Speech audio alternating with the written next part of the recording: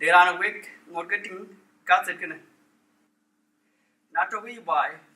cái điều nghĩ ở trên năm chín lôi mình đây chán technology rồi gear ta tụi mình cái tên chia về bên truyền cái truyền này nó là chuyện chia về bên cái jadid cái chỗ thu cái mình này cái chỗ CD với lại một cái gì cái lui CD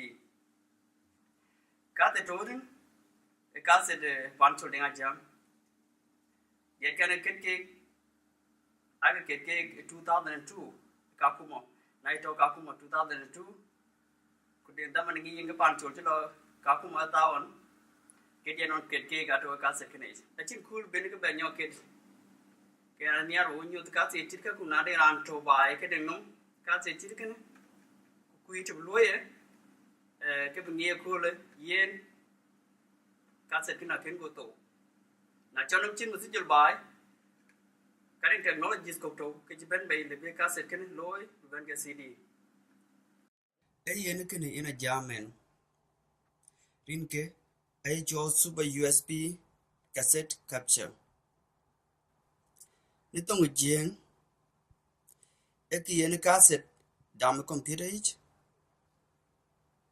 ku job là đam CD ấy bin developing cái chirian duich ni yen nyalla to ekater yen ke cassette duchen twen bichakaj pol kujala limde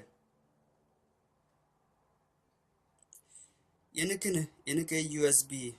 ye might luitin ku yen diet chalo ne computer age yen ki long tin đó thì nhá cứ tiêu ni mandane jukuping ni din chatao ni computer to ni cassette kinage agudu tabi wo bayo tunga petong jim jiguping ijamer ana waru biad ban warai kia mer baike kana gwerki tunga petong jim jiguping ijamer ana waru biad ban warai kia mer baike kana gwerki tunga petong jim jiguping ijamer ana waru biad ban warai kia mer baike kana gwerki nom oga panen ki dom ku ji jale ki tora wo wa de yar weng ding ka be to ga duen ai tir ga be dunie ga ma ben to ba ji donga be to go pa na jang wa ga ber ga ben no rin ki le duen ki man ya gur ke ku wor walen man ki ulu ke yang on ko ki ka man ji be tul kurya ba ya dun ma ke ye la ngor unobol ma ker kwa jo ja ti man ya no ngi ja ga jo nya ngwem go kwe ji ja le mai atim ni na ga ko anu ya tim malwal gad wede nyin ko ga tin yur pa ji kan atim ma chine ko nyong ajira no ngwe adi to nyin no le to ba ko ja tim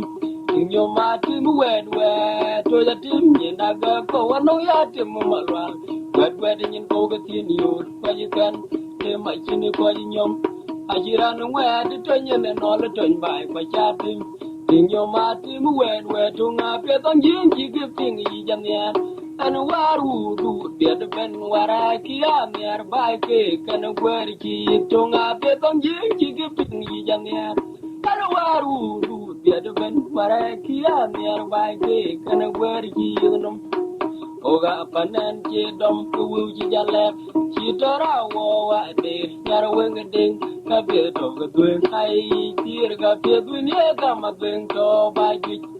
donga be to go pa na jang wa ga ber ga ben no rin ki le duen ki man ya gur ke ku wor walen man ki ulu ke yang on ko ki ka man ji be tul kurya ba ya dun ma ke ye la ngor unobol ma ker kwa jo ja ti man ya no ngi ja ga jo nya ngwem go kwe ji ja le mai